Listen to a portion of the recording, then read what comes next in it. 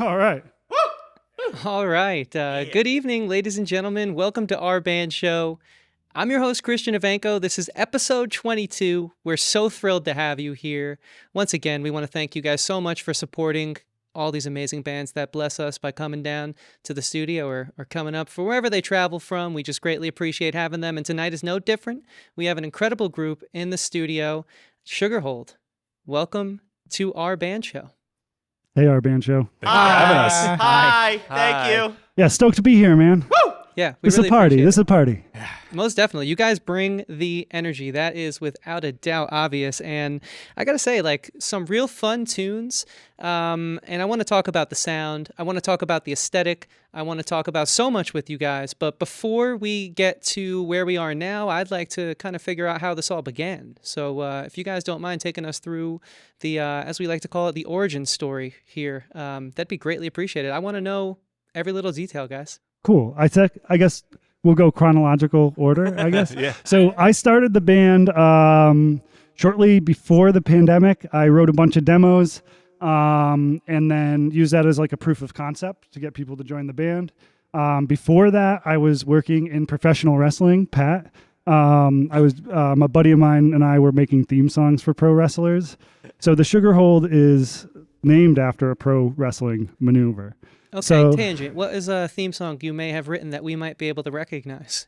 Probably not many. If anybody is familiar with the local wrestling scene, Mikey Cheese is the one who's currently still using one of my theme songs. He is a cheese-themed pro wrestler.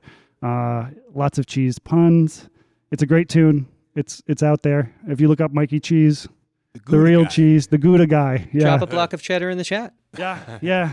Give it up for Mikey Cheese. Big Sugar fan from the beginning. So So you were saying you were writing songs. yeah. working on stuff? So I started doing this, and then I actually posted an ad on Craigslist. So there I was. Yeah, I would scrounge that part of the internet, like half mainly looking for if someone was looking for like a fill-in gig for a guitar player, and the other half was just to watch people get in arguments, which was great. But then I saw something that was actually well written and had punctuation, looking for a lead guitar player, and the description intrigued me. Reached out to Mikey. We were kind of going back and forth, and then we actually turned out having a mutual friend who gave me a pretty good character reference that kind of opened the door, and then we played together one time, and that's when I started. And when are we talking? Like circa when? That would be Summer 2020? of 2020. Yeah. Yeah. So it was during the pandemic. Wow, you guys sound like you've been playing together for like 10 plus years. That's impressive. So then our original bass player actually passed away, and unfortunately, but then we were looking for a new bass player, and through a mutual friend, Matt Malone joined.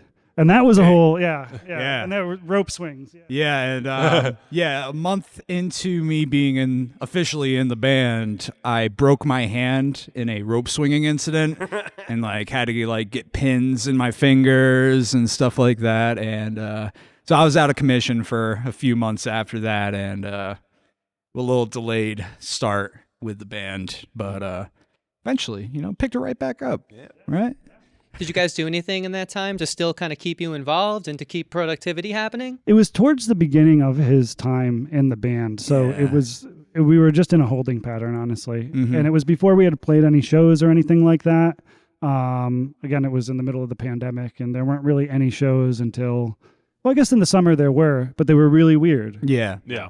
That's what I was going to say. Like coming out of lockdown when everyone just wants to get going, that must have been a little difficult. Yeah, I mean, lots of masks and stuff like that.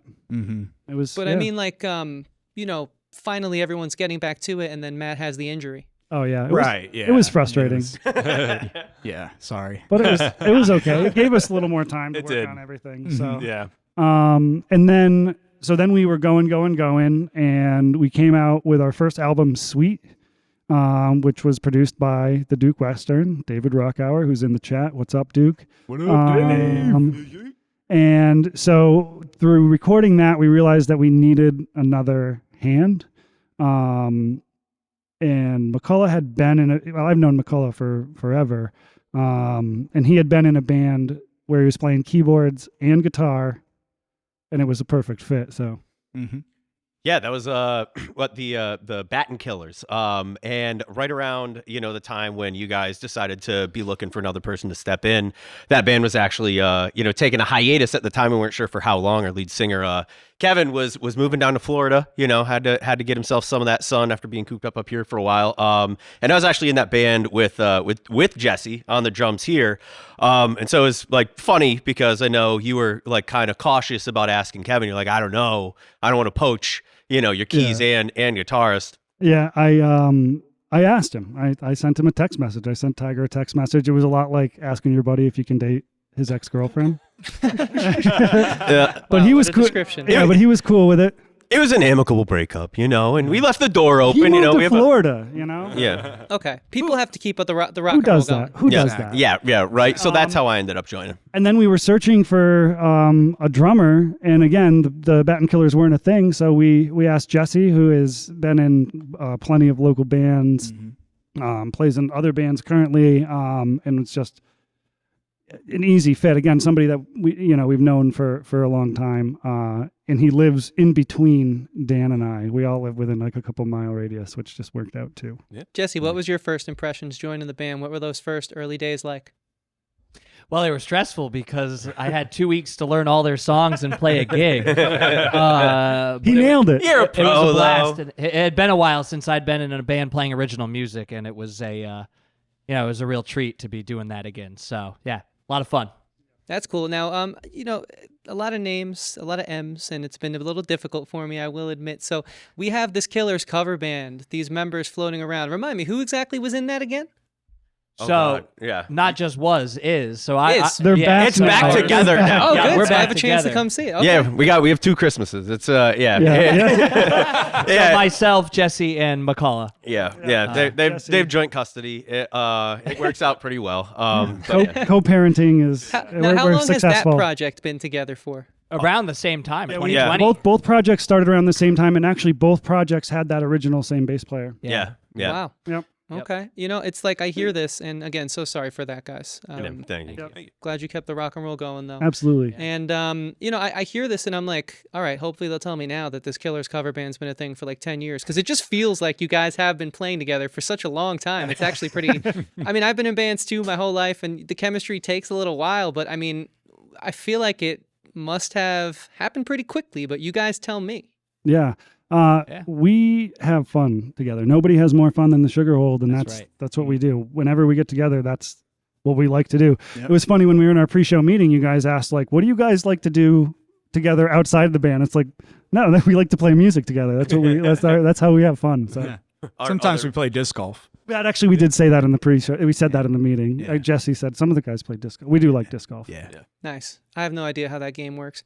But you know what I do get a sense of is the chemistry and the friendship. You guys said something that I thought was really nice, really sweet, no pun intended.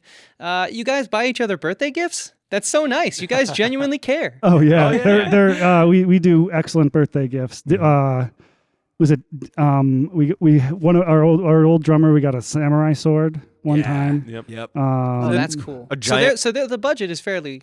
It's just get a good gift. We're not worrying about the cost here. No, it comes from the band fund.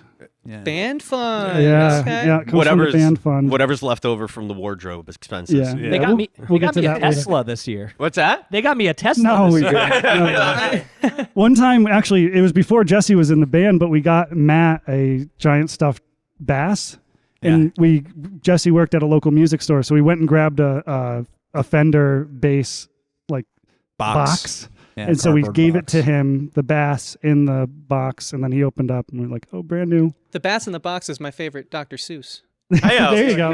Anyways, guys, you were talking about the band fund, and if someone wanted to contribute to said band fund, is there a website where they might be able to purchase CD, shirt, hat, something like that? Yeah, we got stuff on our Bandcamp page. You can buy stuff right there. Cool. Support Yep. the band. Links Yep. in the description. We got to get moving into some rock and roll in a few seconds here. But before we do so, we have a ton of people watching at home. We just want to let you know that we really appreciate it.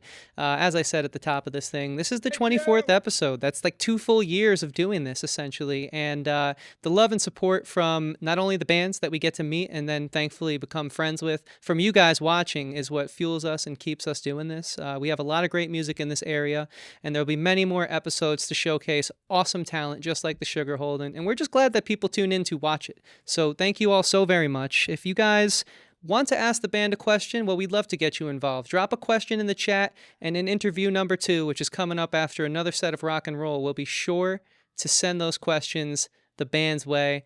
In the meantime, guys, if you guys are really, really vibing with us tonight, you could drop what I like to call a deluxe, which is the combination of a burger, fries, and little cup emoji. And you know the one I'm talking about, guys, with the straw that's kind of tilted at a 90-degree angle. So if you guys want to drop a deluxe and really let the band know that you're having fun at home, because these guys are used to an intense crowd, let's amp up the chat, and let's let the guys do what they do best. We're going to be moving into another set of awesome songs here, this time featuring Jesse on some vocals, if I might add. The first song is called Walk of Shame. This is the Sugar Hold. We are just getting started here. Take it away, guys.